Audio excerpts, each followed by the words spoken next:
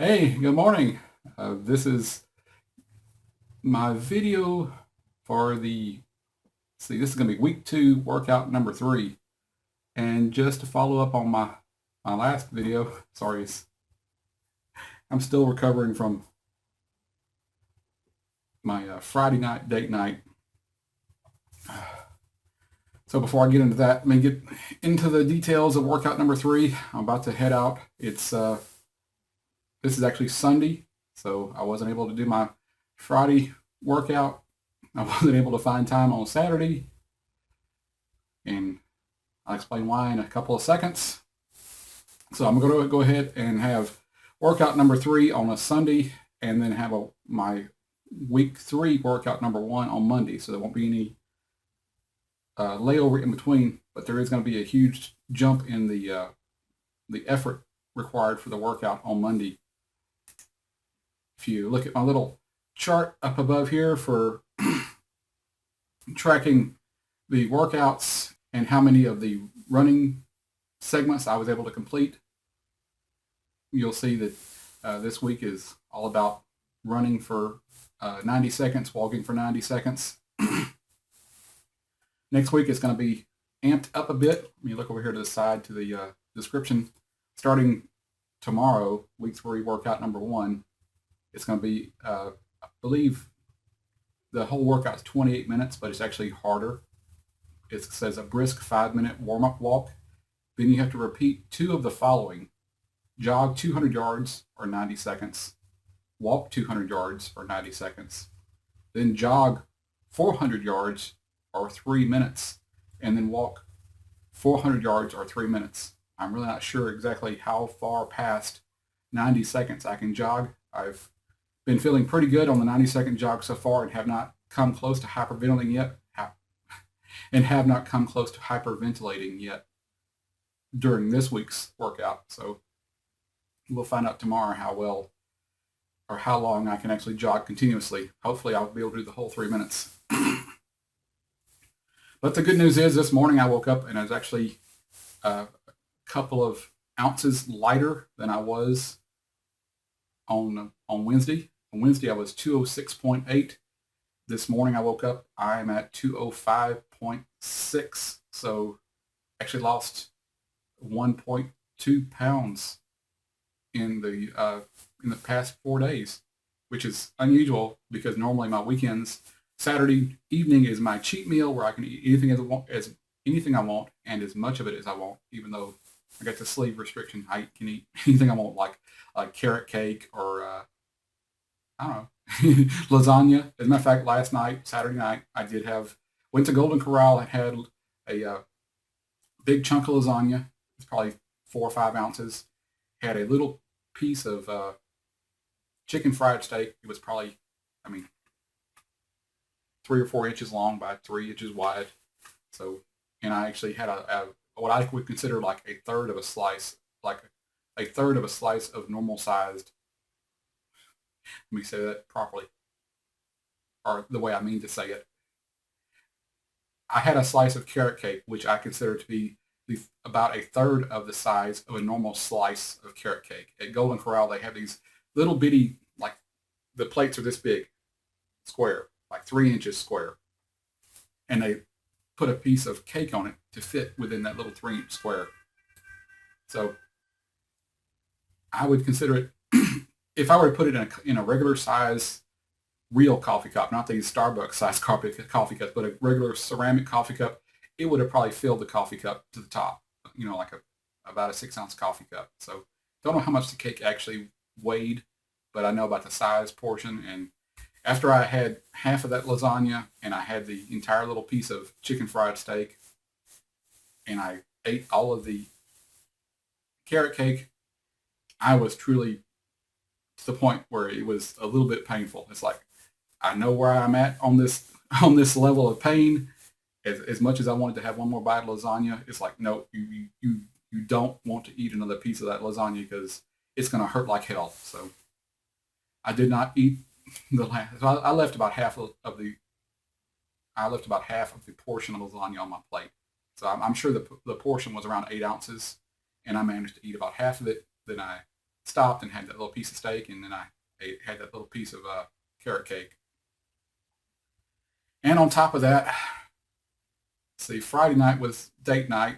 Uh, that kind of fell through. It was supposed to be about going out and going to this local place called Divine Wine, which is it's a wine shop where you can buy wine, do wine tastings, and that's about as much as I know about about Divine Wine. I am not a wine connoisseur. I don't have the palate for tasting wine. All alcohol tastes horrible to me. I don't like beer.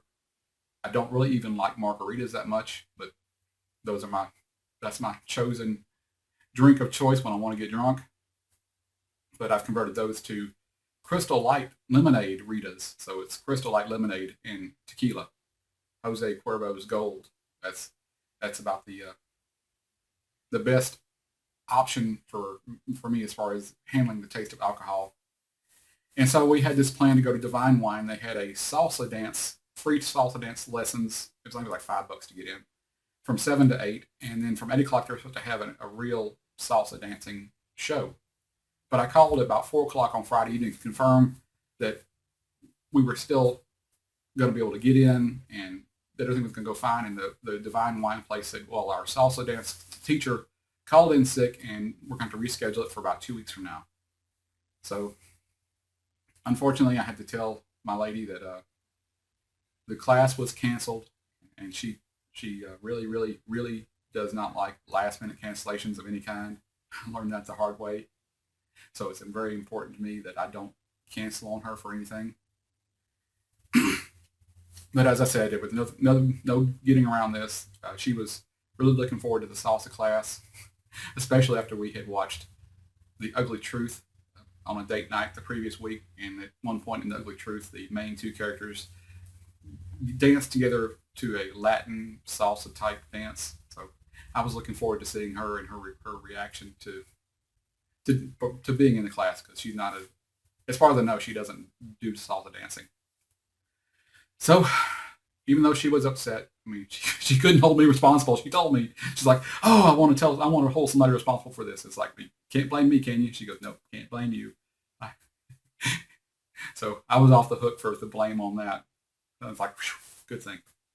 So we wound up going to, I think it was Johnny Caraba's Italian Grill, Italian restaurant. I'm not sure, or Johnny Carino's. That's one of her favorite foods is Italian food, and that was one of her favorite restaurants. I keep this list of about 10 or 12 restaurants that she's mentioned that she really enjoys going to, and I'll randomly pick one. So it looks like I'm spontaneously picking a restaurant, and it just turns out that she happens to like it. So if she ever watches these videos, she might learn my secret. So we went there, had this meal it was like a 4-ounce combination of a 4-ounce steak and 4 or 5 little lobster raviolis and side vegetables. And she likes wine, so she got this little carafe of wine. We sat there and talked and had a good time and enjoyed the meal. And don't know how it worked out because my memory is a little bit fuzzy at this point, but we started talking about tequila, and she talked about how she likes certain kinds of tequila, and I think I suggested we stop at a liquor store and pick up a bottle of tequila and try doing some shots, and that's what we did. We stopped and got the bottle of tequila, Cuervo 1800 Gold. No, not 1800, just Cuervo Gold. I think they have gold and silver, and the silver, I don't think silver tastes as good as gold, so I bought a bottle of the gold and a lime and some salt. Went back to her place, and we stood around I stood around and did shots. She sipped hers. It was supposed to be the plan was supposed to be, we were supposed to have a competition to go shot for shot, but she had other plans. I know this was her plan to get me, to allow me to as she said, let me get myself drunk, and then she would quiz me and probe deeper into my past. So she sipped her drinks on and off, and I think she did a total of about 3 shots, and I wanted doing about 5 shots. And when I get drunk, I love the world and everything's just wonderful. So she was probing me with questions about my past and what I thought about different things and different jobs I've held. I kept telling her, "You can ask me questions. I'll always tell you the truth, whether I'm drunk or sober. It's just when I'm drunk, I care a little bit less about how I say things, and sometimes I can't find the right words to articulate what I want to say when I'm drunk. So there was a lot of stuttering and rephrasing and just I don't know. I enjoyed myself. I got 3 sheets into the wind, and I got so drunk that um, I got kind of a throbbing headache later on that night when I sobered up around midnight, 1 o'clock. I sobered up, and I get dehydrated when I drink alcohol like tequila, and so I'll get this lack of I guess lack of fluid in my brain, but I'll feel it inside my skull. I'll feel this pain, so I know I need to drink a lot of water to make up for what I've lost. So that was it. My sleeping was pretty much shot to hell overnight because of the drinking. Couldn't get comfortable. Kept waking up on and off all night long. So all day long Saturday, I was about halfway dead the whole day. So I was taking caffeine pills and uh, feeling head hunger because I know my brain relates lack of energy to to eating. So I get these feelings of head hunger to eat something sweet, something sugary, because I know my brain knows it's trained to know that it'll give me a short-term energy boost whenever I eat something that breaks down into sugar very quickly, like pasta or donuts or cereal, anything that's got lots of sugar in it that can be quickly converted into energy. So I was fighting that on and off. Uh, we I took her to lunch almost. Well, we started out the morning by going to a local nursery. She wanted to set up her herb garden with about 6 different kinds of herbs. She wants to start cooking with her own fresh herbs. So we went to a local nursery called Al Cook's Nursery, which is pretty well known for its landscaping and plants. Stopped there and was able to get 5 out of the 6 plants and potting soil. And we went down the street to a local lumber company because she was looking for a grilling mat that goes inside of a portable grill. It's kind of strange. You actually, if you want to cook hamburger meat, you get these grilling mats so that it actually lets the smoke come through the grill, but it will prevent your meat from falling through the grill if it starts breaking apart. So it's kind of a neat thing. And we found the missing 6th herb plant in their garden center. So I got lucky and we found everything. Went back to her house, set everything up. That was between 8 and say 8 a.m. and 11 a.m. We got her herb garden set up, and then before before I left for the day, we stopped off at a panini bread, or this is called panini, I guess. It may be panini bread. I'm not sure. It's my first time to go there. We stopped there, got a sandwich and a little bowl of soup. Had a nice lunch together. Talked about what we're going to be doing in the coming week and next date night. And I left for the day. Come home and took a 3-hour nap. Woke up feeling like warmed over death still. And then went and picked up my friend John. We went out to Golden Corral, and like I said, had my steak, or had my lasagna and a little piece of steak and carrot cake, and came back home. It was about 8. No, not 8 o'clock. About around 7 o'clock I made it home. And then I went back to bed. And today I woke up after sleeping from 8 to about 7 this morning. Woke up and still not fully recovered. My internal sleeping clock is still off, but I got up because I knew I had to do this run today. I didn't want to delay the run and then be off my schedule for next week. So that's all I have to say for the beginning now. Hopefully you don't mind that I went so long-winded on this. I just wanted to update you and let you know the status, that I didn't just slack off and just decided not to do the run on Friday. But I think I had a legitimate reason and how I'm making up for it. So let me get out there and get this over with. Running is still not my favorite thing to do, but it is working. I'm getting better at it. Hopefully my endurance is building up and my weight is dropping. I'm shooting for 199 by the time this is over. That's 8 weeks. So uh, see, as of today, 205.6. That's 6.6 pounds to lose in another 6 weeks. Let's see how it works out. I just want to give y'all an outdoor shot. See how nice of a day it's turning out. This is my front street running from my house. I can't show you all of it because the road goes past other houses that are blocking it, but that'll be my running path for today, back and forth, back and forth.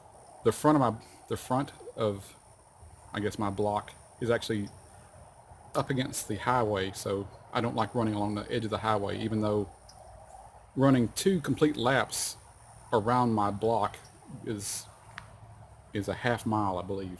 I haven't measured it in a long time, and I've forgotten. I haven't walked in a long time either, so I've forgotten. But so instead of going and running at work around the buildings, I'll be running up and down the street. Feels like it's like 70 degrees. It's a nice, strong wind blowing. So that's going to make it easier. Lots of shade on my street. That's going to make it easier because I am the shade hugger. That's what my friend calls me when we were walking in the park during the summertime, during the heat of summer in Texas. It was like heat index was 105 degrees. The actual heat was 95 or 96, even at 5 o'clock in the evening. Humidity was 95%, and I was literally feeling like I was dying. It was so hot on the last mile of the walk, and I was covering my head with a wet towel and carrying water, and I was still getting heat exhaustion. And I would hide behind a blade of grass if I could see a shade behind it. I would walk out of the way, off the path, and into the trees so that I could get under the shade and get cooled off, because my head and skin just felt like they were baking in the sun. And my friend John, he just kept trudging along. It didn't seem to bother him at all. He had no problems with heat exhaustion, sweating, or being in the sun. So that's my nickname from him, is the shade hugger, or the shade hunter. Just wanted to give you a shot of my food for the coming week. It's hard to tell what it is, but it's actually a pork roast. And I got it all set up in my little crock pot. It'll be in there probably for 10, 12 hours, because when I got up this morning, I'd forgotten to thaw it out over the past couple days, and it's frozen like a rock right now. So everything you see on it, that's just a whole bunch of chopped onions that I buy in a thing called a seasonings pack, or seasonings blend, in the frozen food section. It's over there where they keep all the chopped onions and chopped bell pepper, and I think in my store they actually keep it next to like the broccoli, frozen broccoli, and peas and carrots. But they come in like little 12-ounce packets. I dump one of those on top of it. Then I cover the whole thing with a healthy dose of garlic powder and a healthy dose of more onion powder. So you can see it's pretty thick, but it's all thickly covered right now. But as it cooks down, I'll turn this thing over. I'll turn the pork roast over, and it'll all blend into the water. And then when I chop it up, I pour some of the leftover fat and water back into the chopped up pork roast to give it all the flavor.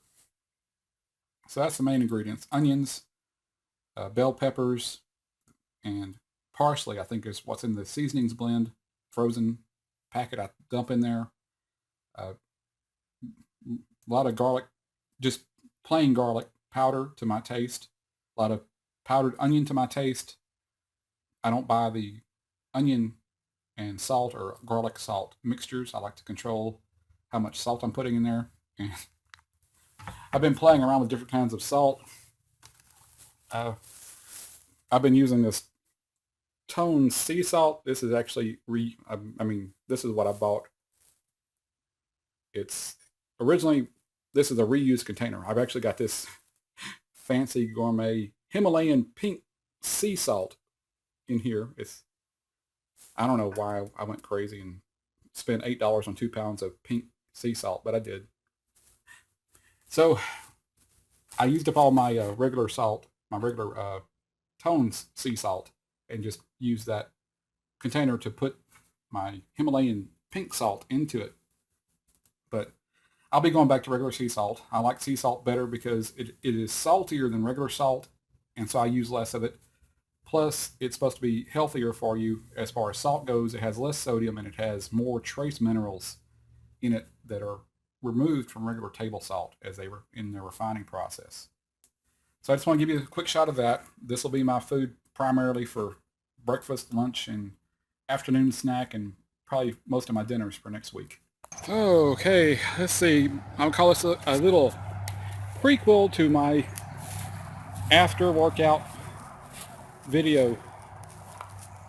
And if you, these are a couple of quick tips and things to watch out for whenever you're jogging outside. Even though officially I was jogging outside at work, it was a pretty protected environment. I mean, it was all concrete. It was all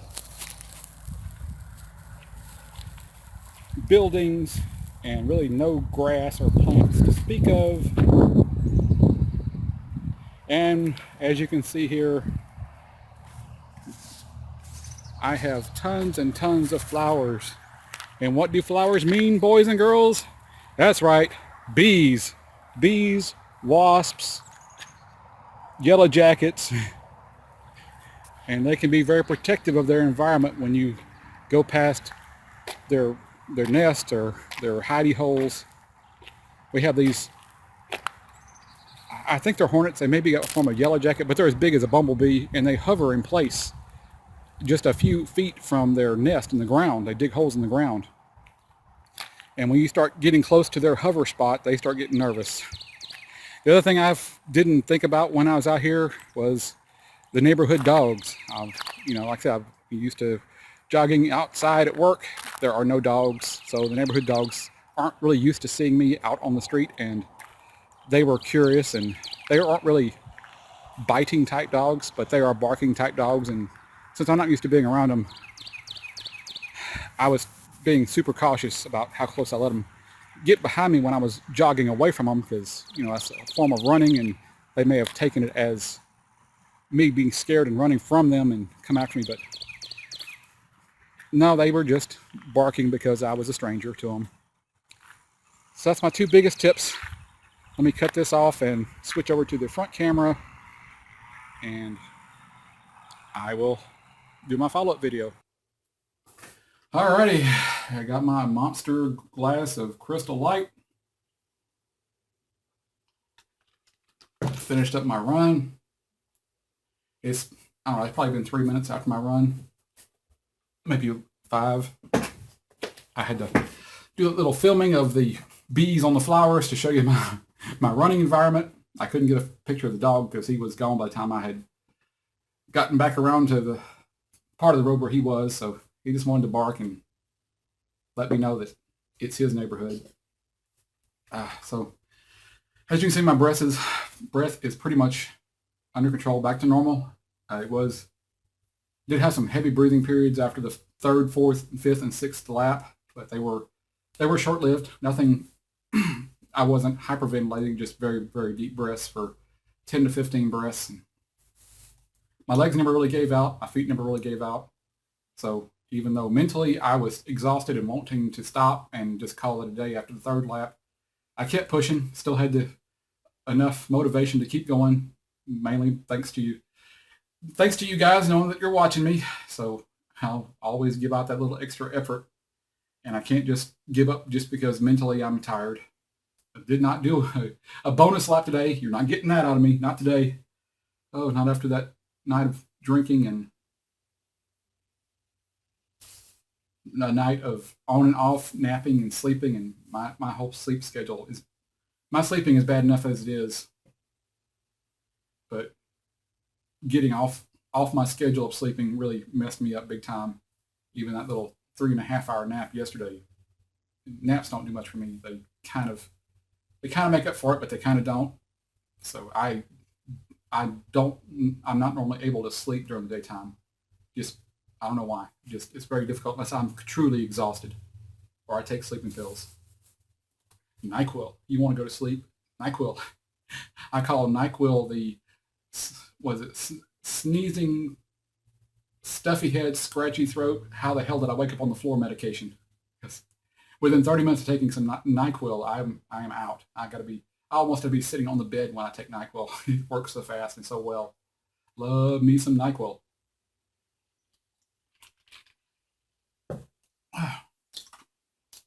Well, there's an example of asking how much can you drink after weight loss surgery.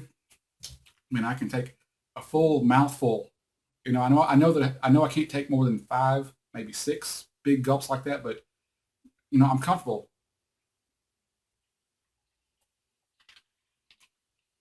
filling my mouth up in 2 swallows worth of liquid. It wasn't like that for the first 6 months or 9 months. I was I would get filled up much much quicker, but after a year, everything's healed up, relaxed. My stomach's relaxed, so it's not swollen inside anymore. So I know that I can take safely. I can take 4 huge swallows like that, and that's the kind of thing you just pick up over time. You learn it about yourself. Like that lasagna I had for Saturday night, I knew looking at it that I could eat that big. I guess it was like 5 inches by 6 inches square, and about it was a good inch and a half thick.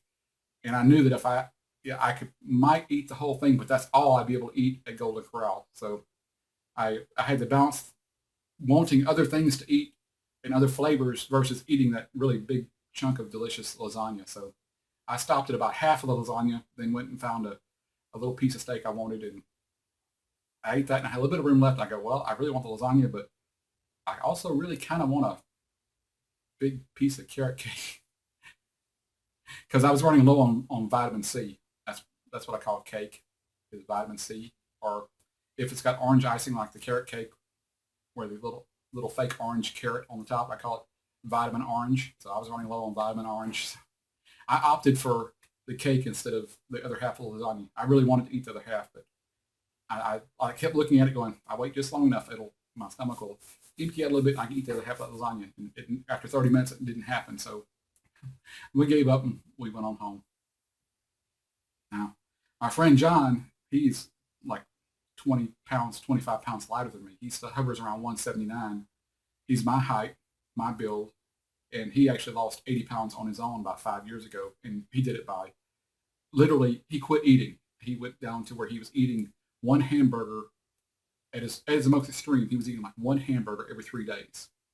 And he just had that mental ability to fight off hunger and convince himself that his hunger pangs were a really good thing. He's like, yeah, keep hurting, keep coming at me, hunger, because that's a good sign. And so he lost 80 pounds, and he lives that way to now. I mean, he does eat more.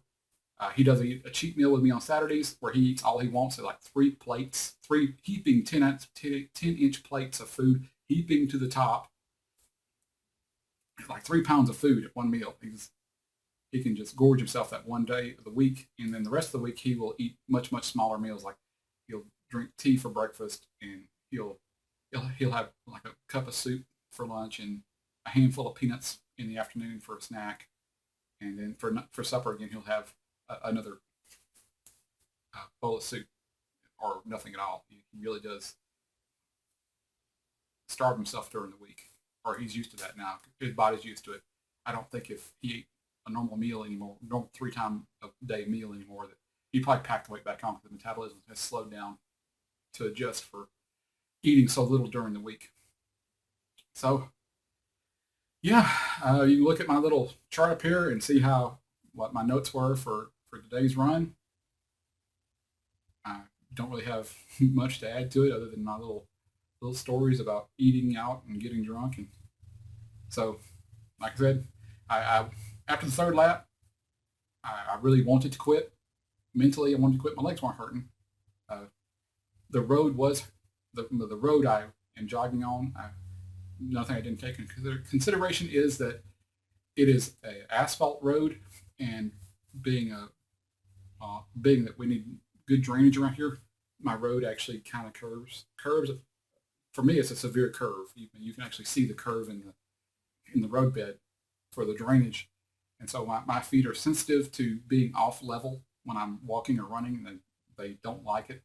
So it was kind of painful at certain steps when I was stepping where my foot was at an angle a bit. So I was trying to get off into the grass in the shoulder as much as I could because it's more level out there. But the problem was all the bees and tons of ant hills on right there on the side of the road, and it's still pretty wet, soggy. I didn't want to get splashing mud all over me or sink up to my ankle in mud. So, but I did it.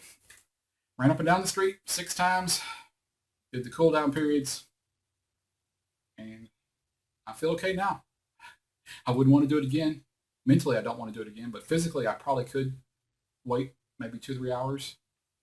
I don't really think this is going to affect my running tomorrow. I'll be running around 6 tomorrow night, 5 or 6. So it'll, instead of being 48 hours of recovery time, I'll be getting around 40 or 35 to 40 hours of recovery. I guess my math, I'm spitballing this. My math is off. So basically, since I ran at 11 o'clock this morning, I will have a 24 hours plus 7 hours of recovery time. I might just edit this out because it's so stupid. I may leave it in just so you can see how stupid I can be. So this is it. This is the end of week 2, workout number 3. I'm not looking forward to week 3, even that 3 minutes of jogging nonstop. Let's see if I can do it. I may actually have to repeat week 3 to build up my endurance. If that's what has to be done, that's what has to be done. But I'm going to stay on track with this, and I'm going to try not to fall out of sync. I mean, because I don't want to start week 4 and not be able to complete all of the runs for all 3 workouts on week 3, because I think I would be just falling further and further behind. So Monday, we'll find out. Let's see, Monday's going to be either the 30th. Yep, 30th. Monday will be 30th of March. Getting close to the spring. Things are going to be warming up. More bees, more flowers, more dogs, and more dates.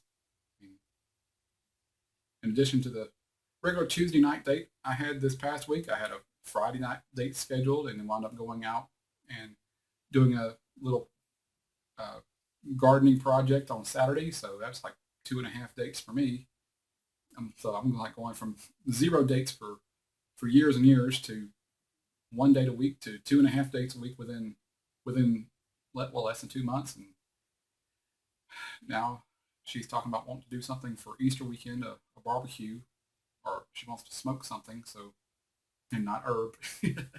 No, I kind of asked her about that. If the state of Texas medical marijuana is not legal yet, but there is a proposal to legalize it in Texas for medical, and eventually I'm sure it will lead to recreational use as well. And I asked her if it was legal in the state of Texas, would she smoke it? And she said no. I said, well, if it becomes legalized in Texas, I would like to be a dispenser. I mean, work at a medical dispensary, learn the business itself, because I'm always looking for entrepreneurial activities, and that's just has a built-in market. It just, people want it. They can't get enough of it. I personally don't find any enjoyment in smoking marijuana. If I had a medical condition like glaucoma or something or cancer, something that I needed it for, then I wouldn't be opposed to smoking it. I feel like everybody has a right to do whatever they want to with their bodies. But with that also comes full responsibility. None of this bullshit of, oh, well, I was high and that's why I crashed my car. No. You're fully responsible for your actions. You were responsible when you took the marijuana or the drugs or the alcohol. I don't care what your excuse is. After you've taken it, you decided on your own adult responsibility, you thought you were adult enough to handle the responsibility, then you were adult enough to handle the consequences.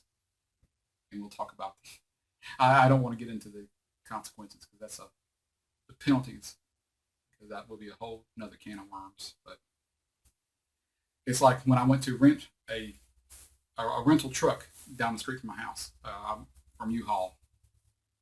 It's an independent contractor for U-Haul, so it's not the U-Haul corporation that has anything to do with this.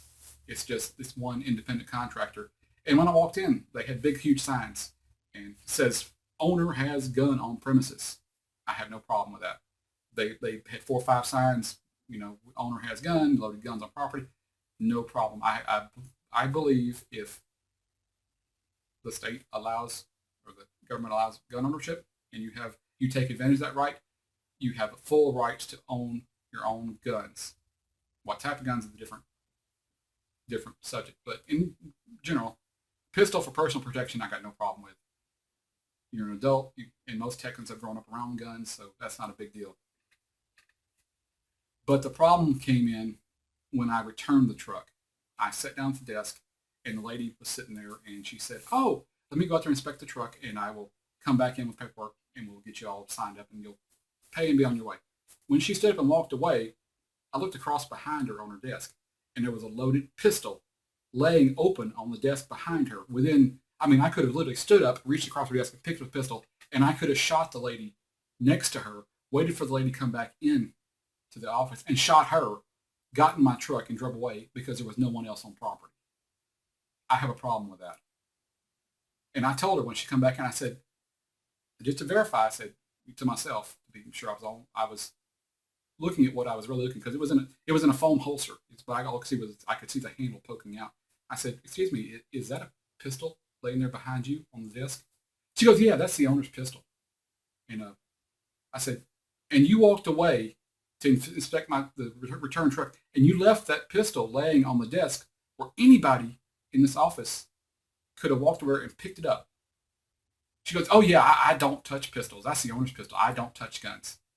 I said, "And it was okay with you to walk away and leave a loaded gun on the desk with a stranger who could have reached across and shot your partner over here at the other desk?"